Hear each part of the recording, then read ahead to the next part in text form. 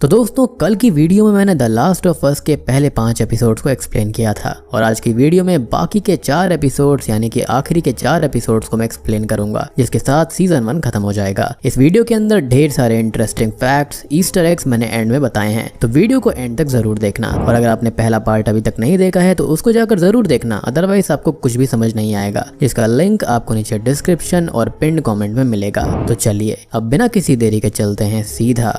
Video की तरफ।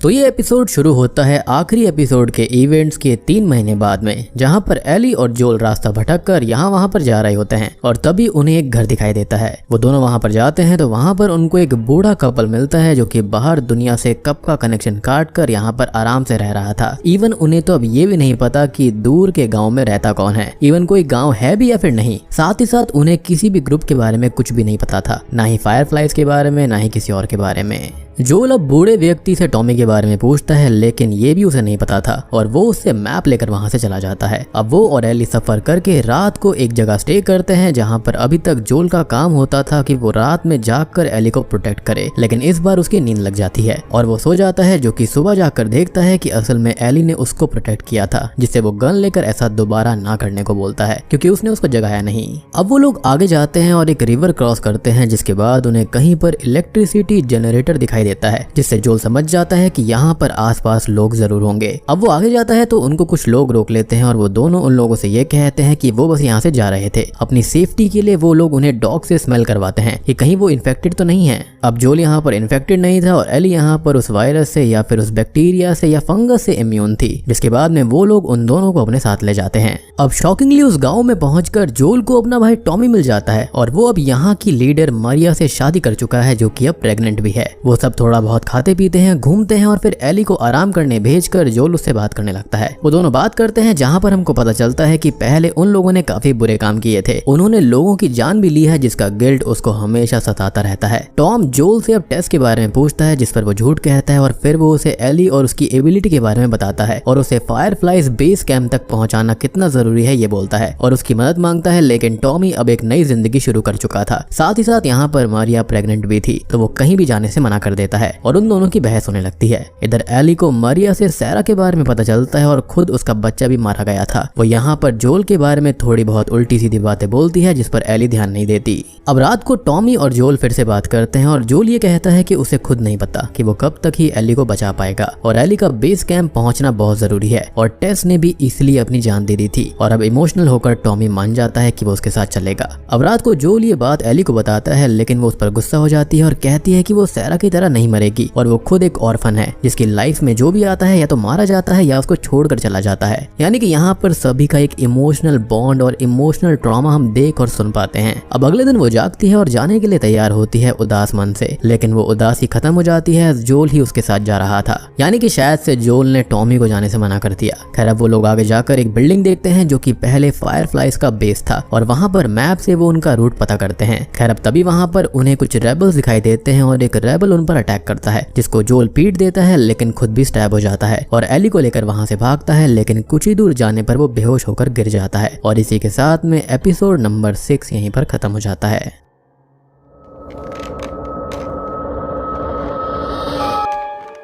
Episode 7 की स्टार्टिंग में एली जैसे तैसे जोल को पास वाले घर तक लेकर आती है, जहां पर वो उसकी ब्लीडिंग रोकने की कोशिश करती है, लेकिन वो उस पर गुस्सा करता है और उसे जाने के लिए कहता है कि वो अभी टॉमी के पास चली जाए और वो गुस्से में डोर ओपन करती है, जिसके साथ ये सीन यहीं शिफ्ट होता है। खैर अब हम एली का फ्लैशबैक देख पाते हैं, जहां पर वो फेडरा ट्रेनिंग सेंटर या स्कूल में अपनी प्रैक्टिस कर रही होती है। तभी एक बुली उसको परेशान करती है और उसकी बेस्ट फ्रेंड जो अभी यहाँ पर नहीं थी उसके बारे में गलत बोलती है, जिससे एली उसको पीट देती है और कैप्टन कॉन्ग उसे बुलाकर समझाते हैं कि उसने ये गलत किया, उसको ऐसा नहीं करना चाहिए था। अब रात को वो अपने रूम में थी, तभी उसकी बेस्ट फ्रेंड राइली वापस आती है, जिससे वो पूछती है कि वो कहाँ पर थी, जिस पर वो बताती है कि यहाँ उसे अच्छा नहीं लगता, रूल्स और रेगुलेशंस की वजह से वो बाहर गई थी और बाहर उसकी मुलाकात एक लेडी से हुई है, जिसने उसको फायरफ्लाइज ज्वाइन करने को कहा था और उसने कर भी लिया। अब ये सुनकर एली थोड़ा नाराज होती है, फायरफ्लाइज फेडरा के दुश्मन है। उसका ये कहना था कि उन्होंने पहले ही फेडरा के खिलाफ बॉम्बिंग करी है, लेकिन राइली उसको समझा लेती है और वो दोनों वहां से निकल जाती है थोड़ा टाइम स्पेंड साथ में करने करने के लिए। अब राइली उसे एक मॉल में ले जाती है जहाँ पर लाइट थी और वो यहाँ पर बहुत खेलती है, मस्ती करती है, लेकिन इवेंचुअली एली को ये पता चल जाता है कि वहाँ पर बॉम्ब्स रखे हुए थे और राइली वहाँ पर वापस नहीं आई थी बल्कि वो उन पर नजर रख रही थी, जिसका प्लान फिर फेडरा पर अटैक करने का था और वो उससे झगड़ा करके वहाँ से चली जाती है। अब तभी उसे चिल्लाने की आवाज आती है जिसे वो देखने जाती है तो ये आवाज असल में एक हॉरर सेटअप से आई थी और अब वो वहीं पर बैठकर राइली से बात करती है। दोनों एक दूसरे को लाइट अप करती हैं और डांस करने लगती हैं और वो एक दूसरे को पसंद भी करती थी तो किस करके अपने प्यार का इजहार भी करती हैं।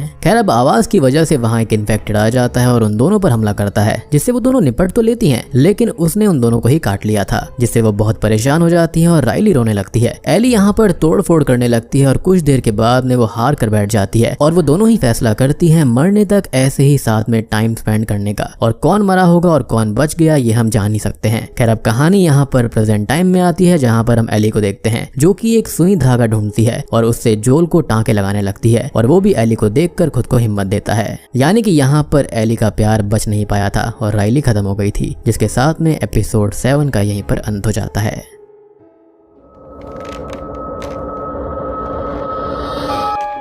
एपिसोड 8 की स्टार्टिंग में हम देखते हैं सिल्वर लेक नाम की एक जगह को जहां पर डेविड नाम के एक आदमी ने कुछ बचे हुए लोगों से अपनी एक कम्युनिटी बना ली थी जिन्हें वो रिलीजियस टीचिंग्स भी दिया करता था। साथ ही साथ गॉड पर उसका बहुत ज्यादा भरोसा था। अब यहाँ पर एक लड़की हैना के फादर की डेथ हो रखी थी जिसके लिए वो रो रही होती है और उसके बैरियल का पूछती है तो डेविड उसे शांत करके कहता है कि बैरियल वो लोग आइस हटने के बाद ही कर पाएंगे। अब उस कम्युनिटी को कुछ टाइम से खाना नहीं मिला था तो डेविड अपने साथी जेम्स के साथ जंगल में हंटिंग करने जाता है जहाँ पर एली भी हंटिंग कर रही थी और वो एक डियर को मार देती है जिसे पहले वो दोनों ढूंढ लेते हैं और अब वो तीनों आपस में टकराते हैं और उनके आपस में बहस होने लगती है, जिसके बाद में एली कहती है कि वो दोनों डियर को ले जाएं, बस कुछ एंटीबायोटिक्स उसको दे दे, जिस पर डेविड मान जाता है और जेम्स को एंटीबायोटिक्स लेने भेज देता है। अब यहाँ पर बैठकर एली और डेविड बात करने लगते हैं जहाँ पर वो यहाँ भी गॉड की बातें करता है कि सब कुछ उनकी मर्जी से ही हुआ है, लेकिन एली को ये सब बातें कुछ खास नहीं लगती। अब बातों ही बातों में डेविड एली से कहता है कि खाने के लिए उसके कुछ लोग एक जगह गए थे जहाँ पर एक को किसी आदमी ने मार दिया और जिस आदमी ने मारा था उसके साथ एली जैसी ही एक लड़की थी और एली समझ जाती है कि आखिरी एपिसोड में जोल ने जिसको मारा था वही वो बंदा है और डेविड भी समझ गया था कि एली भी वही लड़की है जो कि उस आदमी के साथ थी। साथ ही साथ जेम्स को भी ये पता चल गया था, लेकिन डेविड फिर भी उसको जाने देता है जो कि जेम्स को बिल्कुल पसंद नहीं आता।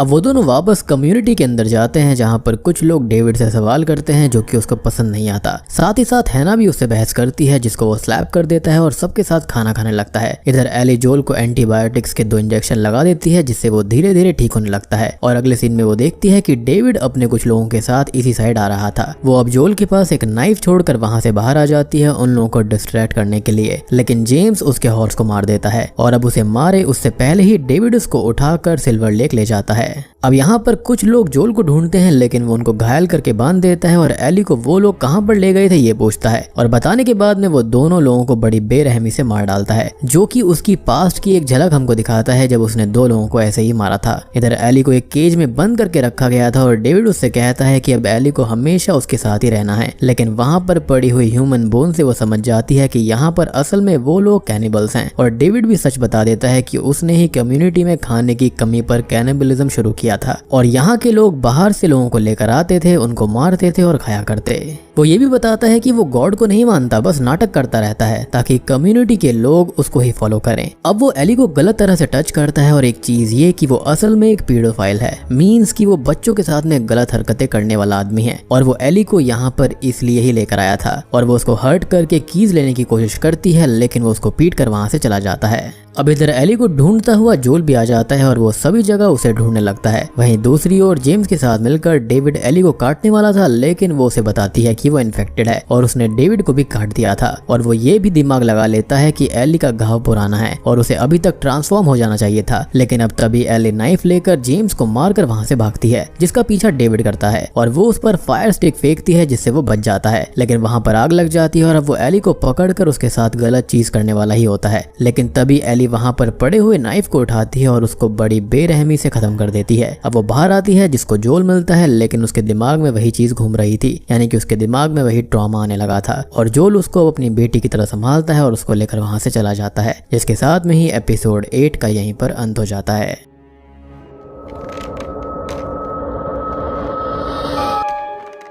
और अब हम आ जाते हैं द लास्ट ऑफ अस के फिनाले वाले एपिसोड पर, यानी कि एपिसोड नंबर 9 पर। तो इस सीजन के फिनाले की स्टार्टिंग में हम देखते हैं एना नाम की एक प्रेग्नेंट लेडी को जो कि बहुत डरी हुई थी और परेशान भाग रही थी। वो एक बिल्डिंग तक पहुंचती है और यहाँ पर उसको एक इन्फेक्टेड मिल जाता है जो कि उस पर अटैक कर देता है और वो उसे जैसे तैसे खत्म कर देती है, लेकिन उसका वाटर भी सेम टाइम पर ब्रोक हो जाता है और अब वो एक बच्ची को जन्म देती है और उसकी खुशी पल भर में ही चली जाती है जब वो ये देखती है कि उसके पैर पर उस इन्फेक्टेड ने घाव दे दिया था और वो अब तुरंत ही अपनी बच्ची की अम्बिलिकल कॉर्ड काट देती है ताकि उसको कोई इन्फेक्शन ना हो। लेकिन तभी वहां पर मार्लिन आ जाती है जो कि एना की बचपन की ही बेस्ट फ्रेंड थी और एना उससे झूठ कह देती है कि उसकी बच्ची का जन्म पहले ही हो गया था और वो इन्फेक्टेड बाद में हुई थी। और अब वो रोते बिलखते हुए अपनी बेस्ट फ्रेंड से रिक्वेस्ट करती है कि वो उसकी बच्ची को अपने साथ में ले जाए और उसको बचा ले और साथ ही साथ वो उसको भी खत्म कर दे। और वो अपना लास्ट टाइम अपना नाइफ एली के पास छोड़ देती है जो कि पूरे सीजन्स में वो यूज कर रही थी एंड इसलिए हम देख पाते हैं कि उसका उससे खास लगाव था। खैर अब भारी मन से मार्लिन को एना को खत्म करना पड़ता है और वो उस बच्ची को लेकर वहां से निकल जाती है और यही बच्ची असल में एली है। और हम सोचें कि शुरू से वो मार्लिन के पास थी तो फेडरा कैसे पहुंची, तो मार्लिन ने ही उसे अच्छी भविष्य के लिए वहां पर भेजा और बड़ी होने पर वो उसको मिल गई और तब फायरफ्लाइज उतना एक्टिव भी हो गया था। और यहाँ पर एक छोटा सा फैक्ट ये है कि यहाँ पर एना का सिर्फ एक जिक्र भर हुआ है और गेम में वो दिखाई नहीं गई थी जिस तरह से शो में दिखाई गई है और कॉमिक्स में उसकी थोड़ी बहुत बैक स्टोरी है।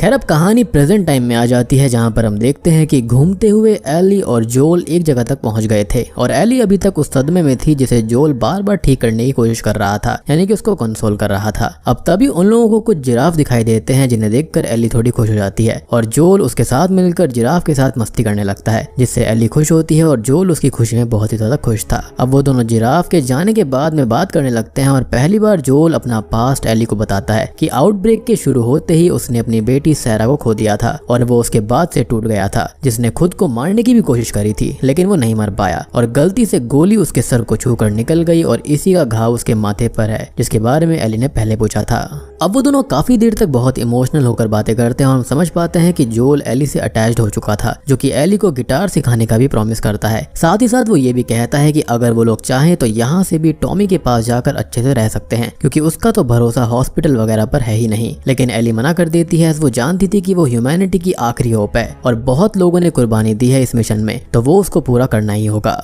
यानी कि इस फंगस से उसकी इम्यूनिटी यहाँ पर इंसानों के लिए एक होप हो सकती है। खैर अब वो दोनों वहां से आगे जाते हैं लेकिन तभी फायरफ्लाई सोल्जर्स उनको पकड़कर बेहोश करके कैंप ले जाते हैं। अब कैंप में होश आने पर जोल मार्लिन को देखता है जो कि उसकी तारीफ करती है। वो ये कहती है कि जो आर्मी नहीं कर सकती थी वो जोल ने कर दिखाया, यानी एली को यहाँ तक लाना। और जोल उससे एक बार मिलने का बोलता है लेकिन मार्लिन कहती है कि अब वो उसे कभी नहीं मिल पाएगा और अब वो पूरा सच बताती है। तो सीन ये है कि यहाँ पर एली को असल में एक सर्जरी के लिए लाया गया है और वो क्यों, तो इसलिए कि जब वो पैदा हुई तो उसकी माँ इन्फेक्टेड हो चुकी थी और अम्बिलिकल कॉर्ड की वजह से वो जो इन्फेक्शन था वो एली के दिमाग तक पहुंच गया और वहां जाकर म्यूटेट हो गया। इसलिए जब वो कभी इन्फेक्टेड होती है तो उसके ब्रेन का वो फंगस वाला पार्ट उसकी बॉडी को ये सिग्नल देता है कि ये पहले से ही इन्फेक्टेड है, इसलिए उसका रिसेंट इन्फेक्शन फैलता ही नहीं और खत्म हो जाता है। और अब डॉक्टर्स उसके दिमाग के उसी पार्ट को निकाल कर उससे क्योर को तैयार करेंगे। और यहाँ पर एक और फैक्ट ये कि गेम में इतना बताया गया था कि इन्फेक्शन एली की बॉडी में जाकर म्यूटेट हुआ, लेकिन शो में एक लॉजिकल वे में इसको समझाया गया है। खैर अब असली प्लान को सुनकर जोल के पैरों के नीचे से जमीन खिसक जाती है क्योंकि वो उसको अपनी बेटी की तरह मान रहा था और अपनी बेटी को वो ऑलरेडी पहले खो चुका है और अब अपनी दूसरी बेटी को भी खोने वाला है। मार्लिन उससे कहती है कि उसने भी अपना वादा तोड़ा है एली को सेफ रखने का, लेकिन उन्हें ह्यूमैनिटी के लिए ऐसा करना ही होगा और वो कुछ गार्ड्स के साथ उसे बाहर भेज देती है। लेकिन वो उन गार्ड्स को मार देता है और रास्ते में आने वाले हर एक गार्ड को मारकर सर्जरी रूम में चला जाता है जहाँ की लोकेशन उसने पहले से ही देख रखी थी। और अब डॉक्टर शायद से ह्यूमैनिटी को बचाने का क्योर लेने ही वाला था, लेकिन जोल के वहां आने पर वो उसे एली को ले जाने से रोकता है तो वो उसको खत्म करके बाहर आने लगता है। और यहाँ पर जोल के दिमाग में अभी कश्मकश चल रही थी कि उसने सही किया भी या फिर नहीं और एली का क्या रिएक्शन होगा। और अब उसको मार्लिन मिल जाती है जो कि उसको समझाती है कि ये स्टेप ह्यूमैनिटी के लिए जरूरी है। इनफैक्ट एली भी यही चाहती थी, लेकिन जोल अपनी इस बेटी को नहीं खोना चाहता था तो वो मार्लिन को शूट कर देता है और एली को वहां से लेकर चला जाता है। अब रास्ते में एली को होश आता है जो कि उससे पूछती है कि हुआ क्या। तो वो कहता है कि उसके अलावा भी स्पेशल बच्चे हैं और क्योर सक्सेसफुल हो ही नहीं रहा था। तभी वहाँ पर रेडर्स ने अटैक कर दिया और सबको मारने लगे, जिस बीच में वो एली को ऑपरेशन थिएटर से लेकर वहाँ से भाग निकला, जबकि सच्चाई कुछ और ही थी। खैर अब एली यहाँ पर थोड़ी सी उदास हो जाती है, वो खुद को स्पेशल समझती है और आगे चलकर वो जोल से कहती है कि इतनी सारी कुर्बानियां सब जाया चली गईं। इस पर जोल उसको समझाता है कि इसमें एली की गलती नहीं है, लेकिन एली को उस पर शक होता है और वो उससे सच बताने को कहती है, लेकिन वो उसकी कसम खाता है कि जो उसने कहा वही सच है। और कसम खाने के बाद में एली इस बात को मान लेती है और अब वो दोनों वहां से टॉमी के पास जाने लगते हैं और बूम, इसी के साथ में ये सीरीज यहीं पर खत्म हो जाती है, यानी कि सीजन 1 यहीं पर खत्म हो जाता है। तो दोस्तों ये थी the last of us season 1 की कहानी और सीजन 2 ऑलरेडी अनाउंस हो चुका है जो कि जल्दी ही आएगा। तो उसकी एक्सप्लेनेशन आपको इसी चैनल पे मिल जाएगी, तो चैनल को सब्सक्राइब कर लीजिए। अब बात करते हैं इस सीरीज से जुड़े हुए कुछ ईस्टर एग्स और फैक्ट्स के बारे में। तो सबसे बड़ा फैक्ट तो यह है कि सीरीज में 3 लोग मार्लिन, जेम्स और एली की मदर एना के रोल को प्ले करने वाले एक्टर्स ने ही गेम में वॉइस और मोशन कैप्चर दिया है। जहाँ पर जेम्स ने जोल का रोल किया था, मार्लिन ने मार्लिन का ही और एना ने एली का रोल किया था, मींस वॉइस ओवर्स और मोशन कैप्चर दिया था। अब यहाँ पर एक और कैरेक्टर है जिसने शो और गेम में काम किया है और गेम में वो एबी बनी थी, लेकिन ये सीजन 2 की कहानी होगी। अब गेम में फायरफ्लाइज का स्लोगन होता है when you are lost in the darkness look for the light, और हम फर्स्ट एपिसोड और लास्ट एपिसोड का नाम जोड़ें तो वो भी सेम ही बनता है। ये सीरीज आने से बहुत पहले द लास्ट ऑफ अस की एक मूवी एडेप्टेशन बनने वाली थी, जिसे इविल डेड और स्पाइडरमैन जैसे मास्टरपीस बनाने वाले सैम रैम ही डायरेक्ट करने वाले थे, लेकिन बाद में कुछ रीजंस की वजह से इस प्रोजेक्ट को बंद करना पड़ा। अब इस शो में यूज होने वाला म्यूजिक गेम का ही म्यूजिक है। अब ये शायद सबको ना पता हो, तो जिस फंगस के अराउंड ये पूरा गेम और शो चला है वो रियल लाइफ में भी एग्जिस्ट करती है, जिसके बारे में मैंने आपको शुरुआत में ही बता दिया था। ये इंसेक्ट्स को कंट्रोल कर सकती है, लेकिन फिलहाल ह्यूमंस को नहीं, कि थोड़ा सैड कर सकता है शो फैंस को। लेकिन गेम फैंस जानते हैं कि इस गेम के रीमास्टर्ड वर्जन को छोड़ दें तो उसके सिर्फ 2 ही गेम्स हैं, और पहले की स्टोरी पर सीजन 1 बन चुका है और सेकंड पर सीजन 2 बनेगा, और उसके बाद की कहानी का पता नहीं। हालांकि खबर यह है कि शो के सीजन 2 और 3 की प्लानिंग कर ली गई है। तो उम्मीद करता हूँ कि आपको ये सीरीज, इंटरेस्टिंग फैक्ट्स और ईस्टर एग्स आपको पसंद आए होंगे। पसंद आई है तो वीडियो को लाइक कर देना, चैनल के ऊपर नए हैं तो सब्सक्राइब कर लीजिए। कमेंट करके बताना कि आपको ये सीरीज और गेम कैसा लगा। तो मैं आप सबको मिलता हूँ अगली वीडियो के साथ में।